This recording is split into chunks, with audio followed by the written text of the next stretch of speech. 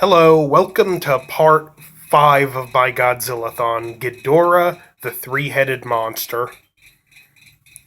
Previous entries in the franchise had seen success, pitting Godzilla against King Kong and one of their original creations, Mothra, respectively.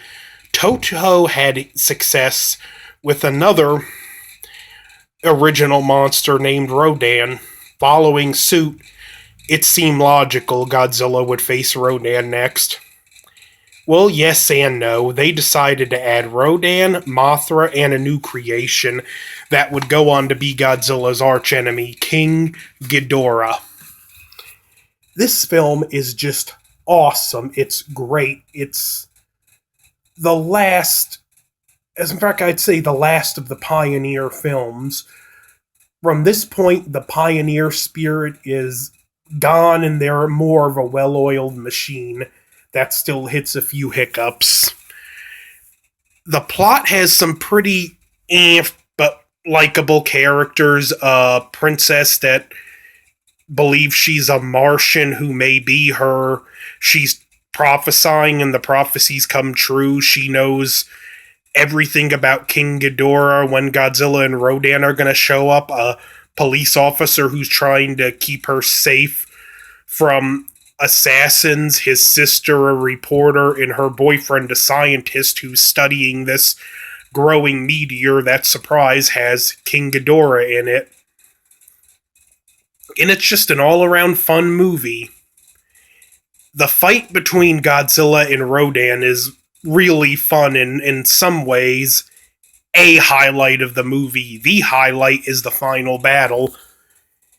Now, eventually King Ghidorah comes out of this meteor that hits Earth, and we find out that he destroyed, they call it Mars in the English dub, and in the Japanese I believe it's Saturn, that the princess is claiming she's like possessed by the spirit of one of them or something. The film's not too clear, but she knows things that are going to happen in the future.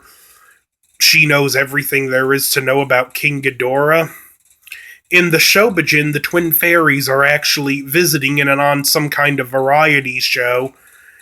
The princess is prophesying the ship that's taking them home is going to sink, so they decide to stay.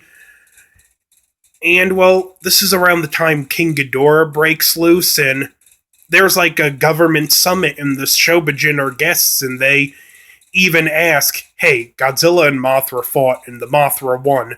Could Mothra help us fight King Ghidorah? And they tell him the truth.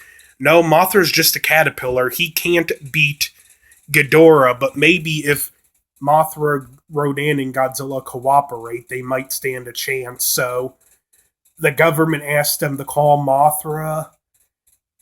And while this is going on, there's assassins coming after the princess, the cop trying to keep her safe. Even the scientist gets involved. There's a funny scene in the lab where the scientist hits one of the assassins over the head with a wrench, and then he picks up the gun and he's holding the gun in one hand and the wrench, and it takes him a moment to decide which one to keep. Personally, I would have took the gun and kept the wrench in a back pocket. Might work good for close encounters. But while this is going on, Godzilla and Rodan are fighting. They actually save the princess's life because they're going to give her electroshock, and the assassins turn the voltage all the way to the max, and Rodan drops Godzilla on the power lines. There's just a lot going on at once in this movie. It's so much fun. One of the best of the Showa era. Granted, this is when it started to get more towards kids, and like the dark metaphor for Godzilla is non-existent in this film. It's just a fun, good time, and it shouldn't be anything more or less. There is a funny scene where Mothra tries to get their attention. She sprays Godzilla with some silk, and Rodan's laughing. Then she sprays Rodan, and Godzilla's asked to sit down. He's laughing so hard, and the three monsters are arguing back and forth. Mothra goes to fight Ghidorah alone.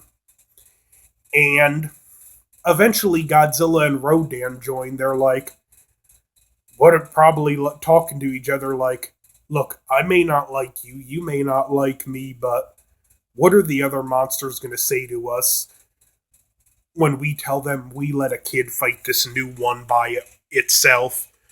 So they join in, and the battle's a lot of rock throwing.